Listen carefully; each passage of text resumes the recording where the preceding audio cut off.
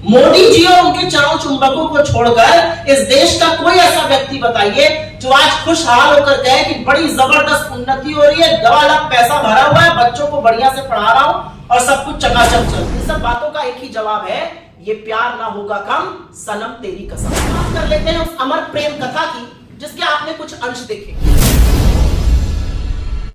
लेकिन भारतीय जनता पार्टी, उनके IT cell, उनके बददिमाग प्रवक्ताओं, उनकी समझ, उनकी सोची छोट और क्षुद्र राजनीति इन बातों को समझ नहीं सकती। और अब मैं सिलसिलेवार तरीके से आपके सामने कुछ तथ्य रखना चाहती हूं। सवाल जवाब के दौरान अगर आप उसको डिस्प्यूट करना चाहिए तो बिल्कुल करिएगा। कांग्रेस पार्टी की प्रवक्ता होने के नाते टीवी डिबेट्स पर जाना होता है शाम को, और कल पूरे दिन भारतीय जनता पार्टी, उनके बददिमाग प्रवक्ता, उनके विक्षिप्त मंत्री लगातार लगे हुए थे। विदेशी धरती पर राहुल गांधी जी ने क्यों बोला, विदेशी धरती पर राहुल गांधी जी ने पेगासस का जिक्र क्यों किया। लेकिन ये सारे मामले धराशायी हो गए क्योंकि अपने राहुल गांधी जी तो लोकतांत्रिक मूल्यों की बात कर रहे थे। इनके आका ने तो ऐसी ऐसी बातें करी है कि सिर शर्म से झुक जाए। 2015 मई शंघाई गए, चीन के सामने कहते हैं देश के लोग का सर शर्म से झुक जाता है कि वो भारत में क्यों पैदा हुए, हमने क्या पाप किया था कि हम हिंदुस्तान में पैदा हुए। जब ऐसे वक्तव्य हम लोगों ने दिखलाए तो थोड़ा हमलावर कम हुए। लेकिन जब हम लोग टीवी डिबेट कर रहे थे 6 बजे तक यही था, विदेशी धरती पर, पेगासस पर भी बेचारे कुछ नहीं बोल सकते क्योंकि जो जांच समिति सुप्रीम कोर्ट की थी उसने कोर्ट को बताया कि सरकार ने सहयोग ही नहीं किया। कौन से नरकंकाल छुपाना चाहते हैं हम नहीं जानते। अगर बात था आपका दामन तो आते जांच समिति के सामने बात करते। खैर, तो 6 सवा 6 बजे तक यही चल रहा था, विदेशी धरती, पेगासस, जो कि खोखला दावा और खोखले आक्षेप साबित हो रहे थे। एकदम से 6:15 साढ़े 6 बजे के बीच में ब्रेकिंग न्यूज हर चैनल पर और हर पोर्टल पे आने लगी, और यह आने लगा कि कैसे राहुल गांधी जी ने तथाकथित भाजपा के कहे अनुसार और कुछ चरण चुंबकों के कहे अनुसार चीन की तारीफ करी और पुलवामा के शहीदों की अवहेलना करी।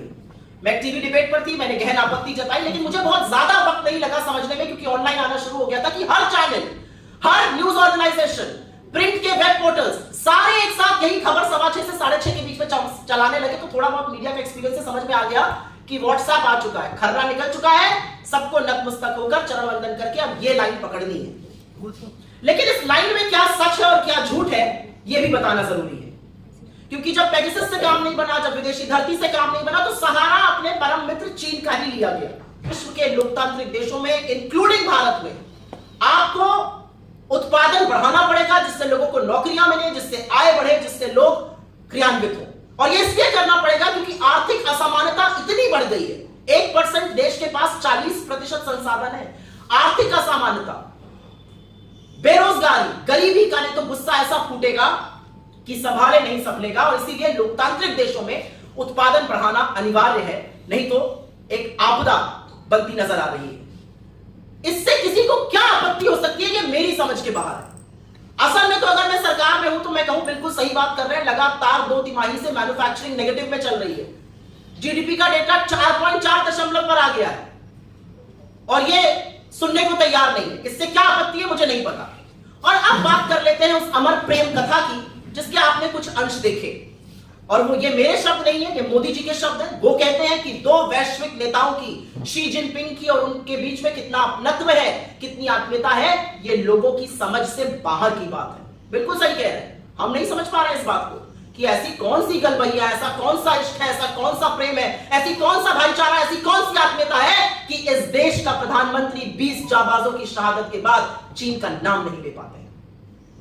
इस देश के प्रधानमंत्री साबरमती के तट पर झूला झूलते हैं शी जिनपिंग के साथ, महाबलीपुरम में शहनाई सुनते हैं, बाली जाते हैं तो 20 जाबाजों की शहादत का हिसाब नहीं मांगते हैं, खाना छोड़कर जी हजूरी में लाल शर्ट पहनकर बजाय लाल आंखों के खड़े हो जाते हैं। इस देश के चुने हुए प्रधानमंत्री की चीन से यह आत्मीयता है कि नाम लेना तो दूर, कोई घुसा हुआ नहीं कहकर उनको क्लीन चिट भी दे देते हैं। और कितना दुर्भाग्य है इस देश का कि चीन का पीएलए और हमारे प्रधानमंत्री एक ही भाषा बोलते हैं, कोई घुसा हुआ नहीं है।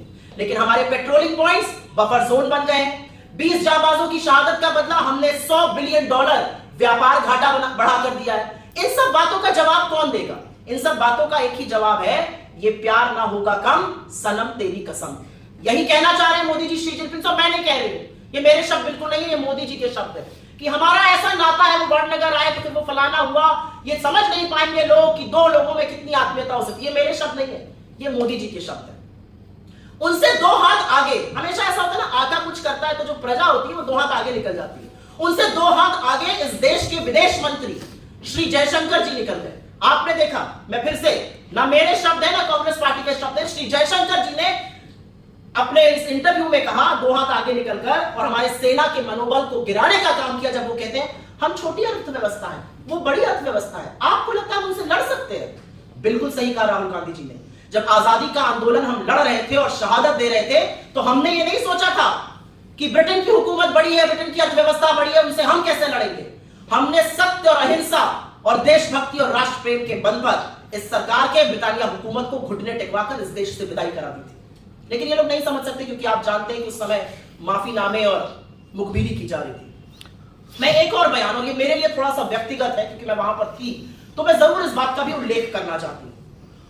यह बात है पुलवामा वाले बयान की। आप विपक्ष के नेता को पॉलिसी पर, विपक्ष के नेता को उनके वक्तव्यों पर बिल्कुल घेरिए, लेकिन आप विपक्ष के नेता को घेरने का काम लोगों की जो शहादत हुई है उसके बल पर करेंगे तो यह स्वीकार्य नहीं है। राहुल गांधी जी ने कहा अपने व्याख्यान के दौरान कि जब हम भारत जोड़ो यात्रा करते हुए कश्मीर पहुंचे तो कश्मीर में हिंसा का माहौल है, कश्मीर में इंसर्जेंसी है, क्या सरकार इससे नकार सकती है? यह अलग बात है कि पूरी की पूरी सरकार, पूरा तंत्र एक पिक्चर का प्रमोशन करेगा, लेकिन कश्मीरी पंडितों को चुन चुन कर मारा जाएगा और उस पर सरकार एक शब्द नहीं बोलेगी। 6 महीने से वो आंदोलन कर रहे हैं, एक बार उनसे चर्चा नहीं की जाएगी। कश्मीरी पंडितों ने हमें आकर जो कैमरा पर कहा कि हमें सिर्फ और सिर्फ कैनन फॉडर और वोट बैंक के लिए यूज किया जाता है, हमारे लिए मोदी सरकार कुछ नहीं करती, ये असलियत है, ये सच है। तो राहुल गांधी जी ने कहा कि हम भारत जोड़ो यात्रा करते वक्त जब कश्मीर पहुंचे तो सुरक्षा कर्मियों ने हमसे कहा कि आप यहां मत चलिए, यहां पे असुरक्षा है, आपके ऊपर हैंड ग्रेनेड पड़ सकते हैं। लेकिन इन बातों के बावजूद उन्होंने कश्मीर में चलना कबूल किया, वो कश्मीर में चले और वो आगे कहते हैं कि तिरंगे के सैलाब को देखकर मुझे समझ आ गया कि जहां अहिंसा होगी, जहां मोहब्बत होगी, जहां प्यार होगा, वही विश्वास होगा। मुझसे लोगों ने कहा कि हमें लगा आप हमारी बात सुनने आए हैं, इसलिए आप यहां पर सुरक्षित हैं, और मैं सलाम करती हूं ऐसे जज्बे को। आप भले पुलवामा ना गए, और मैं कहना नहीं चाहती थी, जब पुलवामा में सैनिकों की शहादत होती है तो अमित शाह जी इलेक्शन रैली करते रहते हैं, हमने अपने सारे कार्यक्रम स्थगित कर दिए थे। अमित शाह जी इलेक्शन रैली करते हैं और इस देश का चुना हुआ प्रधानमंत्री man versus wild Jim Corbett में बेयर ग्रिल्स के साथ शूटिंग करते रहते हैं। तमाम घंटे के बावजूद भी प्रधानमंत्री मोदी ने अपनी शूटिंग नहीं रोकी, और जब पुलवामा में सैनिकों की शहादत हुई तो प्रधानमंत्री को कोई उनकी शूटिंग से डिस्टर्ब नहीं कर पाया था। हमारे नेता ने जाकर वहां पर पुष्प अर्पित किया, आप उस पर हमें बोलेंगे? इस पर तो हम आपको ऐसा मुंह तोड़ जवाब देंगे कि आपको छुपने की जगह नहीं मिलेगी। और अंत में मैं एक बात जरूर कहूंगी कि कैम्ब्रिज यूनिवर्सिटी जैसे विश्वविख्यात संस्थान में जो 1206 में स्थापित हुआ, और जैसा कि मैंने आपको बताया जहां पर leading luminaries of our times पढ़कर निकले, चाहे उसमें पंडित नेहरू हो, चाहे राजीव जी हो, चाहे चार्ल्स डार्विन हो, चाहे स्टीफन हॉकिंग हो, चाहे अमर्त्य सेन जी की एसोसिएशन रही हो, एक जबरदस्त इंस्टीट्यूट है ये। और यहां का एक एलुमनाई, उनका एल्मा माटर है, वो खुद वहां पर पढ़े हुए हैं। वहां पर जाकर जब वो भारत के ध्वजवाहक बनते हैं, जब वो भारत की अहम भूमिका की दुनिया में बात करते हैं, तो सिर्फ एक बात समझ में आती है, भारतीय जनता पार्टी के आरोप और उनका जो विद्रूप राजनीति है, वो या तो उनको समझ में नहीं आया कि वो क्या कह गए, लेकिन मैं उनको जरूर कहूंगी, नफरत के इस बाजार से निकलिए, अपने ज्ञान चक्षु खोलिए, अपने ऊपर एक एहसान करिए, 1 घंटे 1 मिनट का वक्तव्य सुनिए, आप भी बहुत सीखिएगा, इस देश को सिखाइएगा और अपने बच्चों को सिखाने लायक रहिएगा, क्योंकि चीन पर सवालों की बौछार है और उन सवालों से आप बच नहीं सकते, ये भी एक तथ्य है। सुने उसको जो राहुल जी ने कहा है कैम्ब्रिज में, वो इस देश का गौरव, इस देश का मान बढ़ाने का काम करता है, वो इस देश के लोकतंत्र की बात कर रहा है, वो चिंता जता रहा है कि लोकतंत्र खतरे में नहीं आ सकता है, वो कह रहे हैं कि जो विश्व अमेरिका और चीन की लड़ाई में फंसा हुआ है, वहां पर भारत की एक अहम भूमिका हो सकती है। वो महात्मा गांधी की वैल्यूज की बात कर रहे हैं, वो डेमोक्रेसी की बात कर रहे हैं, वो उन मूल्यों की बात कर रहे हैं जिस पर हमारा ढांचा, हमारी बुनियादी जो हकीकत है उसकी बात कर रहे हैं। इस पर किसी को क्या आपत्ति हो सकती है, मैं तो मेरी समझ के बाहर है। तो सम्मानित मंच से मैं कॉमेडी सेंट्रल वालों का क्या जवाब? जी मेरा भी यही सवाल था, अगर आप इस पर एक सीधा जवाब दे सकें। जो आर्गुमेंट है बीजेपी का, उनका ये कहना है कि G20 की अध्यक्षता कर रहा है भारत और प्रधानमंत्री के नेतृत्व में दुनिया लोहा मान रही है भारत का, और राहुल गांधी एक ऐसी तस्वीर पेश कर रहे हैं जिसमें वो कह रहे हैं कि हिंदुस्तान बर्बाद हो गया है, लोकतंत्र पर हमला हो गया है। इस पर एक सीधा जवाब आपको। राहुल गांधी एक ऐसी तस्वीर नहीं पेश कर रहे हैं। इस देश का आप G20 की बात कर रहे हो और G20 प्रमुखता से इकोनॉमिक इश्यूज पर होता है। इस देश का जीडीपी का डेटा कितने पे आया है? 4.4% पे। इस देश की मैन्युफैक्चरिंग लगातार 2 तिमाही से नेगेटिव टेरिटरी में चल रही है। इस देश में महंगाई का ये स्तर है कि 50%, जो सबसे गरीब लोग हैं वो 64% जीएसटी अदा कर रहे हैं और सरकार उस पर अपना सीना ठोक रही है। ये तो इस सरकार का नैतिक दिवालियापन दिखाता है।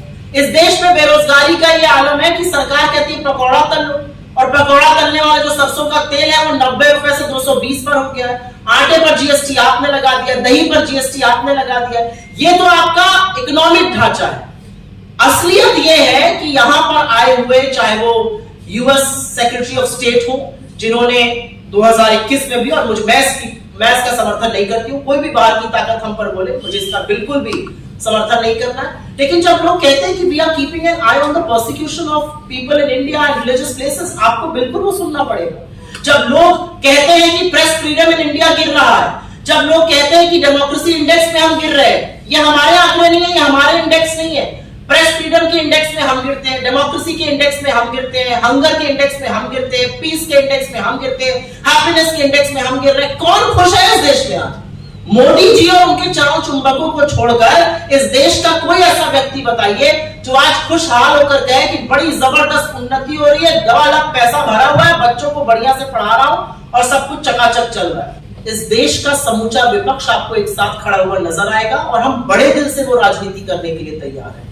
हमारी आइडियोलॉजी है कि जो भी भाजपा और आरएसएस की विषाक्त और नफरत फैलाने वाली राजनीति का विरोध करेगा, हम उसका पुरजोर समर्थन करेंगे। इसमें कोई संशय नहीं।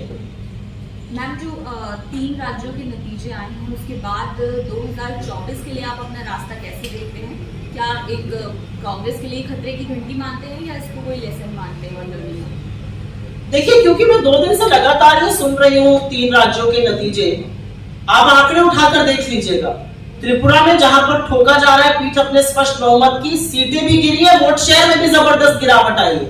मेघालय में पिछली बार कम सीटों पर चुनाव लड़के जीता गया था कुछ सीटें, इस बार ज्यादा सीटों लड़ी गई, जीती कम गई। मैं आपको बताती हूँ असलियत क्या है इस चुनावों की, क्योंकि नॉर्थ ईस्ट के बाहर भी एक दुनिया है। 33 साल तक भाजपा का गढ़ रहा महाराष्ट्र की एक सीट कसबा पेट, 33 साल उस गढ़ को हमने ध्वस्त किया, और वो तब किया जब आपने समूचे विपक्ष के खिलाफ अपनी निरंकुश एजेंसियों को छोड़ा हुआ है और आप हर तरह का काम विपक्ष की पार्टियों के खिलाफ करा रहे हैं। 51 साल के बाद हमने एक सीट वेस्ट बंगाल में जीती, और वो हमने अपने काम के दम पर जीती है। हमने जो राजनीति हम कर रहे हैं उसके बल पर जीती है। खतरे की घंटी भाजपा के लिए है। 19 घटक दल छोड़ के चले गए। महंगाई, बेरोजगारी, गरीबी, आर्थिक असमानता सर चढ़ के बोल रही है लोगों के।